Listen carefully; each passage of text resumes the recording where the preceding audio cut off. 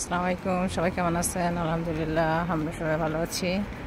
আমি এই শর্ট ভিডিওতে যেটা শেয়ার করবো সেটা হচ্ছে আইল্যান্ডে স্কুলের পার্কিং সম্পর্কে। স্পেশালি প্যারেন্টসরা যারা আর কি বাচ্চাদের ড্রপ করতে আসবেন এবং কালেক্ট করতে আসবেন, বি কেয়ারফুল, যেহেতু প্রতিটা স্কুলে ভেরি শর্ট পার্কিং থাকে অ্যাভেলেবেল।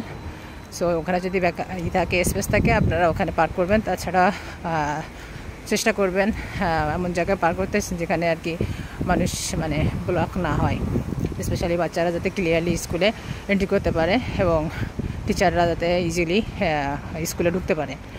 এটা খুবই একটা সিরিয়াস ম্যাটার। আর সামনে যে সমস্ত রেসিডেন্ট থাকবে ওদের পার্কিং ব্লক করবেন না, যেহেতু ওরা কিন্তু গার্ডা স্টেশনে ক্লেম করে দেয়, আপনাকে পরে ফাইন দিতে হবে।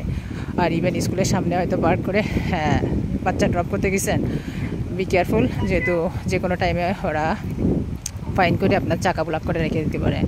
সো এই স্মল থিংস একটু চেষ্টা করবেন একটু আর্লি আসার জন্য, এবং দূরে কোথাও হয়তো দেখা যায় যে পার্কিং করবেন এমন জায়গায় হয়তো পার্কিংয়ের ফ্যাসিলিটি আছে, এভাবে আর কি চেষ্টা করবেন, যেহেতু এখানে ফাইন করলে কিন্তু আপনাকে 40 ইউরোর উপরে দিতে হয়।